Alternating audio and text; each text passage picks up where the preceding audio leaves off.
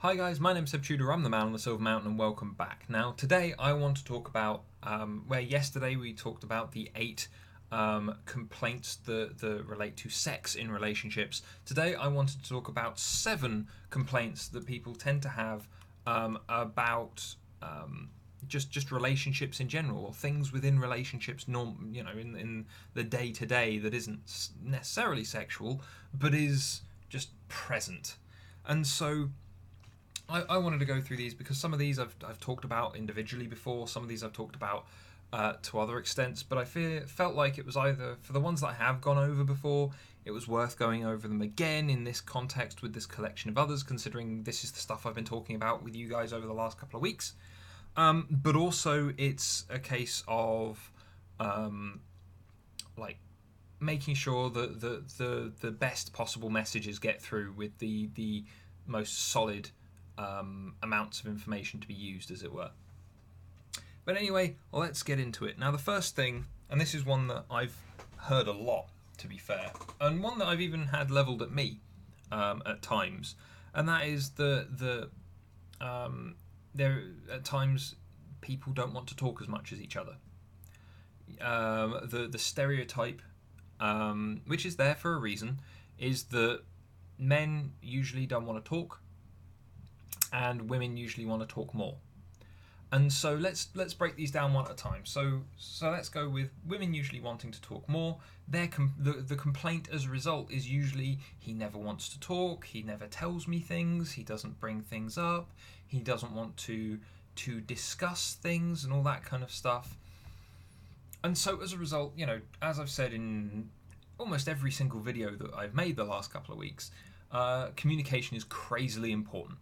And because guys don't do it as much as women on average anyway, guys need to do it more.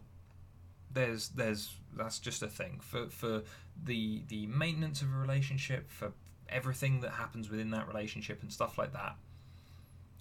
It's something that needs to be happening. Guys need to be talking more, making their points more. And one of the problems that I've seen with this is that guys try to open up, and then because they are explaining the way they feel or whatever else, they are either then hit with, oh, you're just doing what men do and you're talking over other people. Well, no, I'm just trying to open up.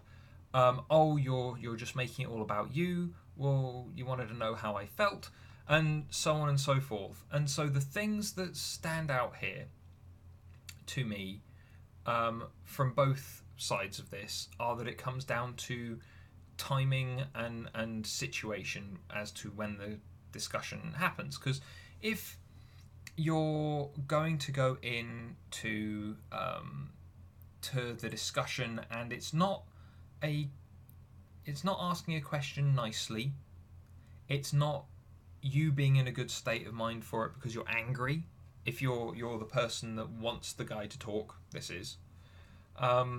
then you're going to come in, you're going to be probably more aggressive, and he's going to shut down because he feels attacked. And as a result, he won't talk to you again, he won't open up to you again, because he has learned that when he does, he gets attacked. At the same time, though, for a guy to open up, to communicate, it becomes more important for the how and when to be when he's feeling comfortable. Yeah? And that's a thing that he needs to monitor and that his partner needs to be understanding of. Which brings us on to the male perspective, which is, she always wants to talk, she always wants to discuss really heavy stuff when I'm tired, or when I'm out, when I've only just come home from work, or whatever else. And it's like, right, in which case, for those situations, there has to be an understanding between the two of you, and the differences on of kind of when you want to be active, when you're in a good state. Men, guys, they tend to be more non-verbal anyway, and so as a result, when they have just come home, or when they are just going to bed or something like that, that tends to be what their focus is: getting home or going to bed or something like that. So then when a partner wants to discuss a lot of things with them in that time, because it's the relaxed time that she would just open up, it's not the best. It's not. It's choosing those hows and whens. But then his response, rather than just shutting down, ignoring her, tuning her out, um, being negative, the response, like if you as a guy have just come through the door and your partner wants to discuss something with you, ask if you can have just a few minutes to get yourself sorted, cool yourself off, and get yourself prepared to discuss it. Yeah. And hopefully then if your partner understands, then she will only ever push the situation and push the point of talking about it right in that moment if it's very important. In which case, hopefully, if it's something very important, it would be something that you would be willing to go, oh, well, okay, I'll skip having a quick shower now to talk about it because it's important. It's all about having that little bit of give and take, only over a short period. Oh, I've got something to talk to you about. Okay, fine. Can I have 5 minutes to take my shoes off, dump my bag, and just quickly get changed? Yeah, sure. Oh no, I need you to talk to you about it right now because it's really important. Okay, in which case, that spells out the situation, right? Simple, easy, done and dusted. Now the next one is one that we touched on yesterday in regards to mismatched sex drives. And the reason why I'm bringing this up again today as part of the more general problem or general complaint within relationships is that when your sex drives are mismatched, in the bedroom in regards to sex in the relationship and the closeness in the relationship, yeah, it can cause stress, it can cause a problem. But it can also mean that then one person wants one specific set of activities when another person doesn't, when there isn't time for it, when people aren't going to be able to work around one another to satisfy those needs of one or both of them. And so as a result, the thing that I wanted to reiterate just very quickly here on this one, considering we did go into a discussion on it yesterday, was the core of it, the core of solving this one in regards to the rest of life fallout of those mismatched sex drives, or the wants for different fantasies to be made reality. Either way, all of the above, is that it has to be open, honest discussions that solve it. If it comes down to things like scheduling, if it comes down to things like, dealing with things so that it doesn't impact kids or it doesn't impact work or things like that, be open, be honest, be considerate towards yourself and each other, and it can be gentle with this discussion, simply because for the person who hasn't started the discussion, it might be out of the blue and it might be a really difficult conversation for them to have. Now the next one that I want to talk about is something that's a very modern problem, and that is delayed messaging, where people aren't getting back to you fast enough or as fast as you would like, because nowadays everything's quick. You've got instant messengers, you've got social media that allows you to monitor and track other people's actions and activities basically throughout the day and get in touch with anybody in 140 characters or less, although they've doubled that now, haven't they? 280, something like that.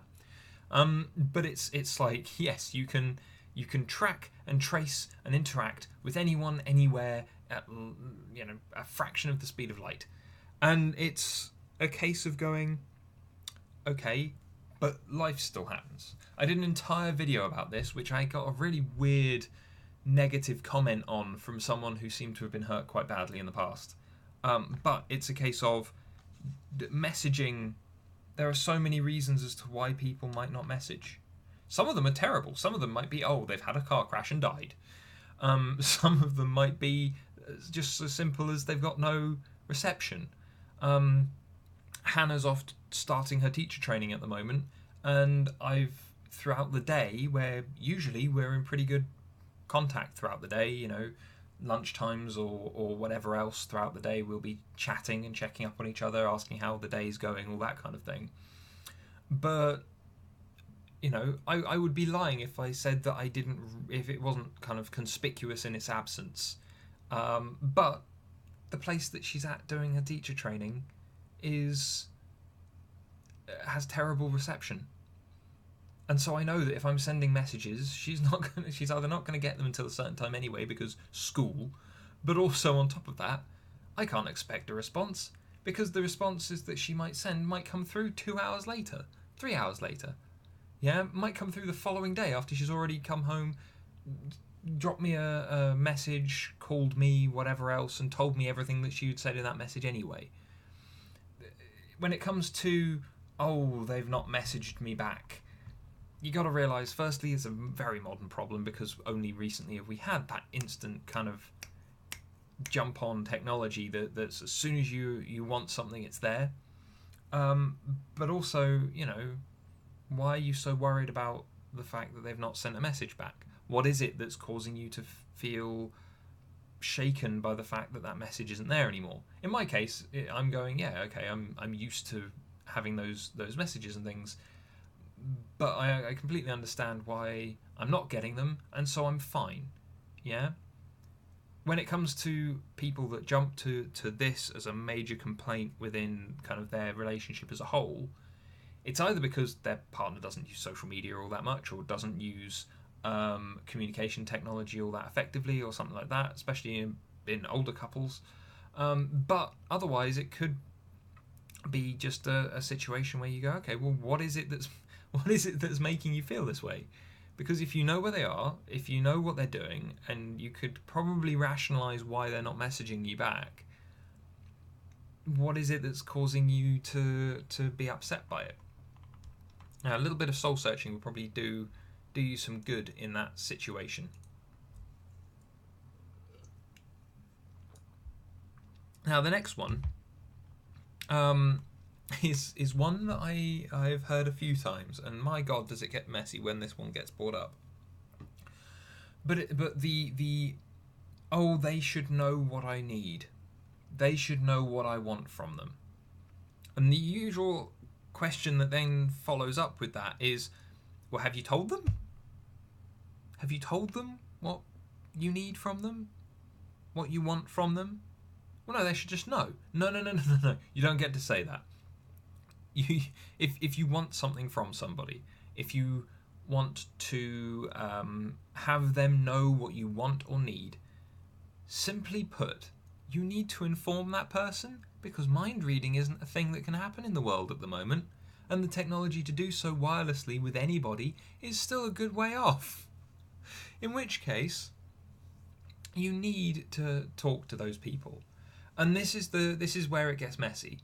When you bring this up with someone, especially if you're the person bringing it up and it's not mediation or anything like that, or with a third party there, if you go in and you go, well, look, you can't expect me to know what you want unless you've told me, then it can either be the, oh, well, surely you should know me well enough by now, oh, this, that, and the other, and it turns into a big old argument. Or, thankfully, the other option, or the other most common option, um, is that then it turns into possibly still a very heated discussion, but a discussion nonetheless of what that person wants and needs, which sometimes can be very illuminating and really suggest that maybe you're not in the right place anymore. But it's a case of you can't expect, and this is from guys and girls, either perspective, you need to be able to go, this is what I need, this is what I want. Is that something that you're happy and willing to provide? And I will try and do the same to the greatest extent I can for you with your wants and needs. Now, obviously, that was a long winded way of putting it, but if you can't have those conversations, if you can't tell and communicate to your partner the effectively the specifications of what it means to be your partner or what you want it to mean to be your partner, then it's only ever going to cause friction. It's only ever going to cause problems. Don't let that become a problem. Don't let it become a thing. Just sort the situation out. Roll forward with it. There's no issues around just letting someone know what you expect from a relationship. Because then if they expect something different, then you just know earlier on that you're incompatible and you can go your separate ways. The worst thing to do is to wait until after you're married, after your finances are connected, and all those kind of things, and then start asking these questions, only to find that you're far less compatible than you thought you were. That what it means, what you thought it meant to be their partner, is completely different from what they want it to mean and what they've been treating it as.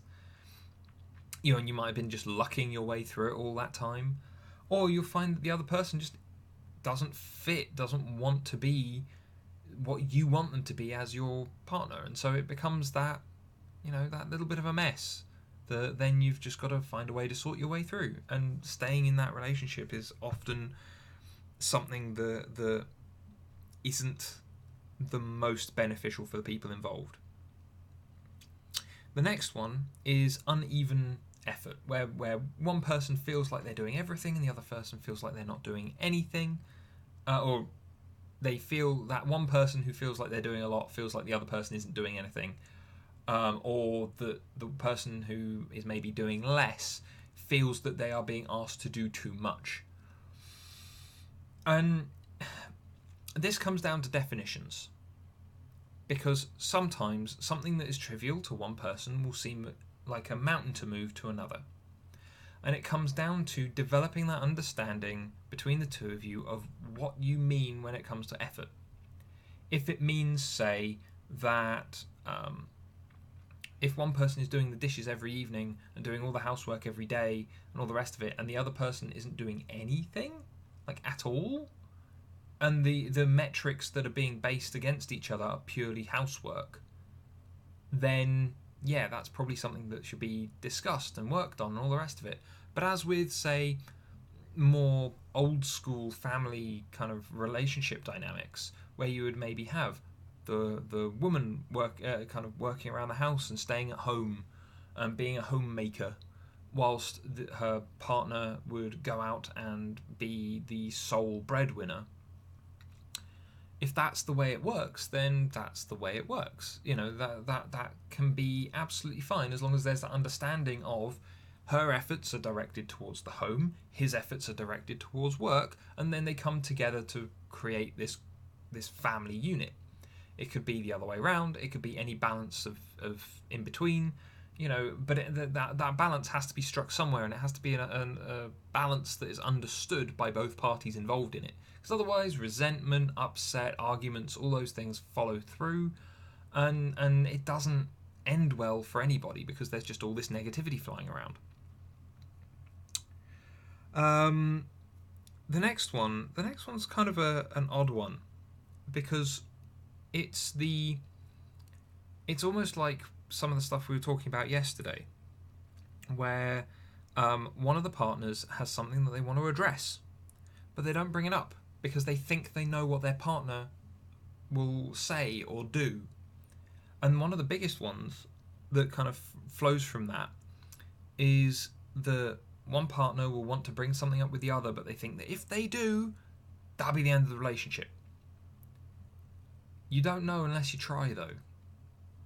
Yeah? It's as with the toe sucking story that I've told a couple of times now. The anecdote from whichever counsellor or therapist started it, God knows how long ago.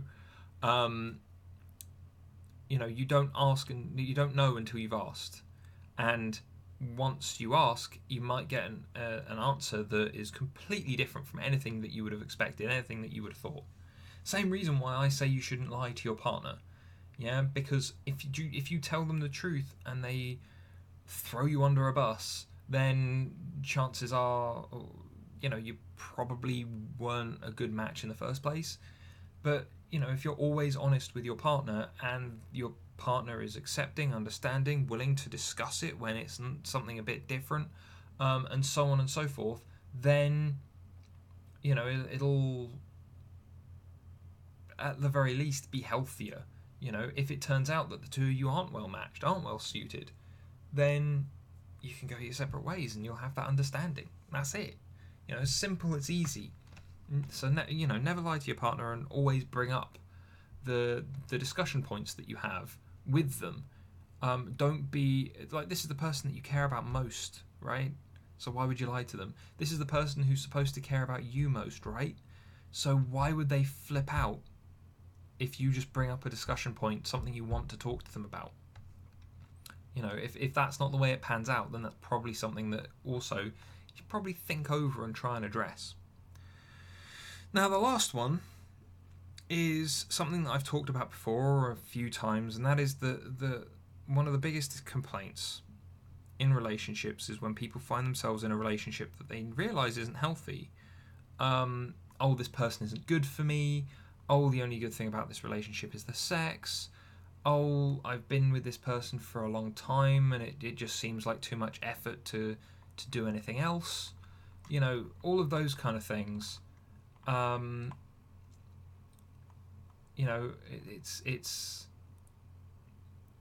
It's difficult, especially when it comes to abuse.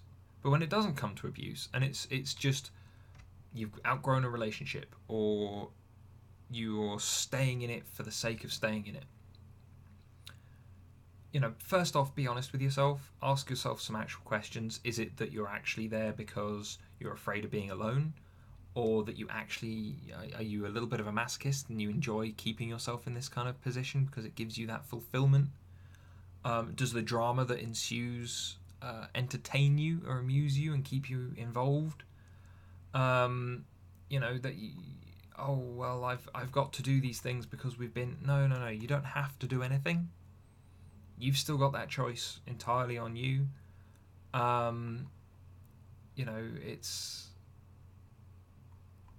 It's not on anyone else to stop doing what they're doing or whatever else unless you've told them. And if you've told them and things don't change, then you're the only person that can move yourself outside of that situation. So, I've talked about abuses of various sorts in other videos a while ago. But in this regard, where we're just talking about your more normal, average relationship, no abuse involved, but people still go, oh, well, I'm in this bad relationship because of X, Y, and Z, and I just can't get out. I just can't leave because we've been together too long, or it's just difficult to not keep messaging this person, or whatever else. You're the only person who has that issue. You're the only person that can solve those problems because no one else can come in and intervene in your life in that way. Even if you employed me to come and talk things through and plan things through, yeah, we could plan things through, all the specifics, all the ways that you want to talk about it, all the ways you want to deal with it. You're still going to be the person that then has to get up and go do. You're the person that has to go and actively engage with that situation to extract yourself from that person's life and move on. It's the only thing that can impact any of that for you is you. But anyway, in that regard, it's about being honest with yourself first and honest with the person that you're with second. But you still need to be honest with both. I'm not saying that one takes priority and one can then be ignored. I'm saying that one has to come first and then the other. So, try asking yourself some really hard questions. Why am I still here? What is it that keeps me coming back? Am I actually happy? Is this actually fun? What are the pros and cons? All those kind of things. And then hopefully that would show you a bit more of an answer. And if it does, maybe engage in some conversations, try and work through the things that were causing dissatisfaction. But otherwise, if the answer is that, this just isn't working and you want out, then find a way out. There's no other way around that. But anyway, guys, I hope you found this interesting. As said, if I've not talked about any complaint that you have in regards to your more general relationship, or any of the relationships you have been in the past, and you want to have them examined, have them chatted about, then either drop them down in the comments and I will look into them for another video, or come along to the live stream on Friday at the time that will go up at some point in the listing on the channel, and yeah, then we can have a chat about it like right then and there, and we can have a bit of a back and forth about it and see what happens. But otherwise, guys, thank you very much for watching, and I will see you in the video later. Take care. Thank you very much for watching, guys. If you enjoyed this video or found it interesting, then please drop us a like, share this video, and subscribe for more, and I'll see you in the video later. Take care.